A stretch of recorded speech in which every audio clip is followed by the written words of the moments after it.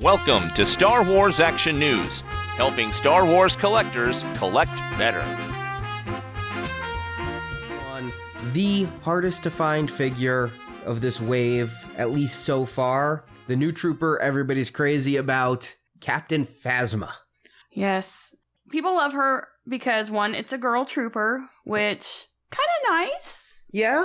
I've seen the actress. I don't know who she is, but I'm like, okay. We don't watch Game of Thrones yet. You might be on your own on that one. I'm not sure yet. But I kind of think this figure, while it looks good as silver, I think it's fabulous. I wish it was back metallized because in everything we've seen, Phasma's shiny.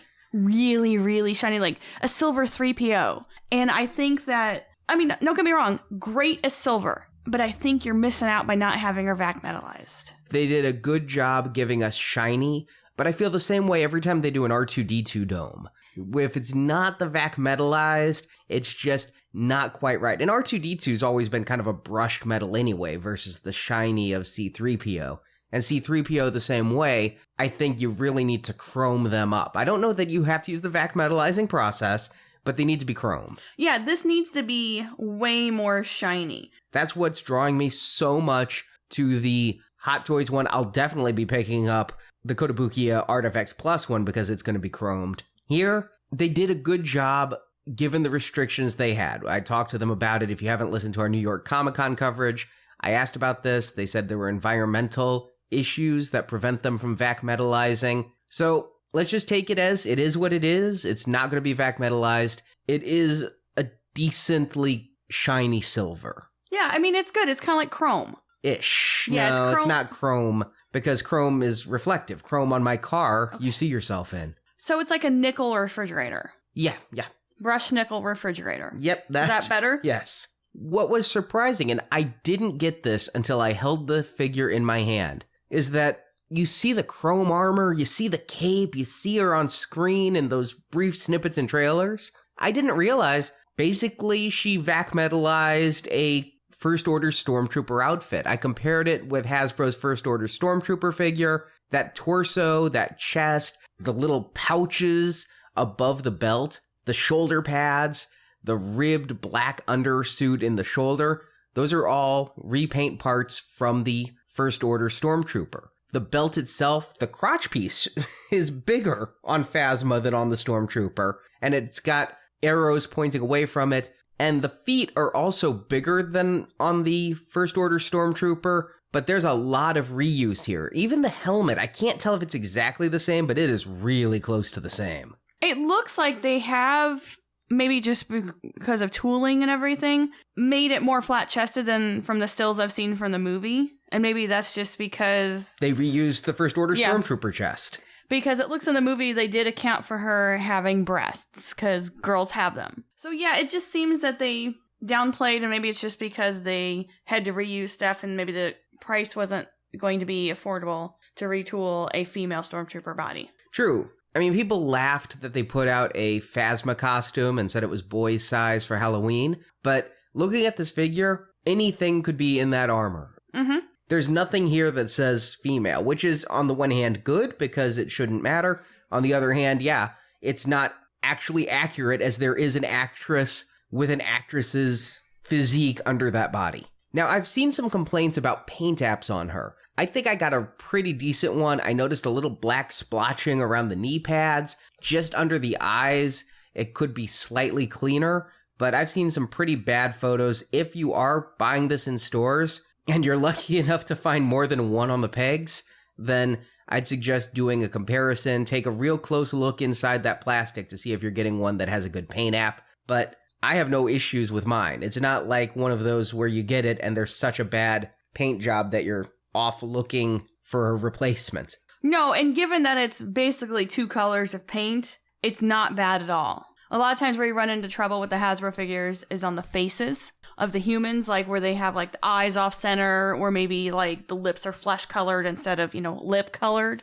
that kind of stuff. I always remember Yaddle with the sideburn that went down to her lips. Yeah, so there's things like that. I mean, judging by this, now keep in mind, we've not seen the movie and neither have you. We're judging based on the figure in hand and what we can look at that's been released thus far. I really like the cape. It adds so much to a character. I mean, when I was a kid, I was afraid of snowtroopers because they had half capes. They also had the weird featureless helmets. Yeah, there's just something that a cape conveys power to me in Star Wars and usually conveys evil. I mean, keep in mind, when Lando wore a cape in Empire, he was duplicitous. He still had the cape in Jedi, though, but still, he started off as evilish. But wait a second, then. He never took it off, so I don't understand your rationale here. I'm just telling you my mindset as a child. Darth Vader had a cape. Exactly, and he was badass. I'm glad they went through a little bit of sculpting here. When I was talking to Kotobukiya at New York Comic Con,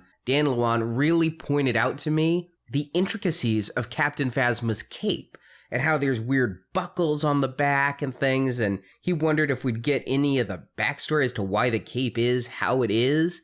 And Hasbro has sculpted some of those details here. It almost looks like patchwork, like the cape's been repaired a couple of times. See, and the first thing I noticed is I really didn't care for this cape. It's that weird, malleable, soft plastic, which is better than the hard plastic capes. I will say that, but I didn't like the way that it was falling, and maybe there are straps that are supposed to be there because it looks like there's some raised parts, and maybe again seeing it in person, I'll be like, oh, okay, that cape is really good now that I've seen the movie. But I was just kind of not impressed with the way it fell, and I didn't care for the ripples in it. And I felt, based on the pictures, the red could have really popped better. Because I think with something with these colors, with the silver and the black, red should be like, boom, right in your face. But it's just kind of blah because they painted the red over the black. But maybe, again, seeing the movie, I may change my mind on this. I'd like it that it's a brighter red than the Disney Elite figure had, which was more of a maroon. It pops more here. And remember, we saw, I believe, this costume at Celebration, and it was a really